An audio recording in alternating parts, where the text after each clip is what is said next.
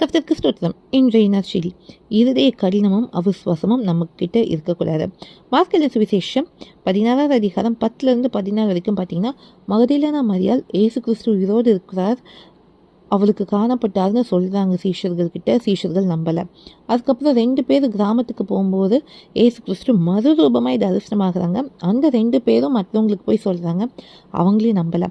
அதுக்கப்புறம் 11 பேரும் பந்தி இருக்கும்போது ஏசு கிறிஸ்து தரிசனமாகி உயிர் தெளிந்திருந்து தம்மை கண்டவர்களை அவர்கள் நம்பாமல் போனது நிமித்தம் அவர்களுடைய அவிசுவாசத்தை குறித்தும் இருதய கடினத்தை குறித்தும் அவர்களை கடிந்து கொண்டாருன்னு இருக்கு.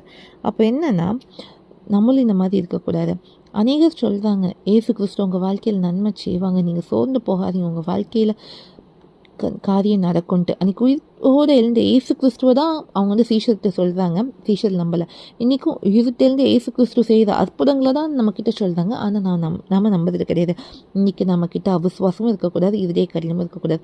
இந்த 2த்தையும் கர்த்தர் நம்மக்கிட்ட வந்து நீக்கி போடணும். ஏசு கிறிஸ்து நிச்சயமாய் பலனளிப்பார். அவர் உயிரோடு எழுந்த ஏசு என்பதை நம்ம மற்றவங்களுக்கு சாட்சி அறிவிக்க தேவன் உதவி செய்யட்டும். எங்கள் அன்பின் பரலோகப்பிதாவே, இந்த அருமையான நாளுக்காக இருக்கா எங்ககிட்ட இருக்கிற அவிசுவாசமும் இருதய கடினமும் எதிர்த்து போடுங்க. நாங்கள் தேவனை நம்பினவர்களை இயேசு கிறிஸ்துவை உயிரோடு இருக்கிறது என்று மற்றவங்களுக்கு சாட்சி கூற உதவிச்சிங்க. இயேசு நம்பிக்கை பிதாவே, ஆமேன். உயிரோடு எழுந்த இயேசு கிறிஸ்துவை அறிக்கை செய்வோம், அற்புதத்தை காண்போம். இது வேண்டிய நான் செய்கிறேன். முடியட்டும்.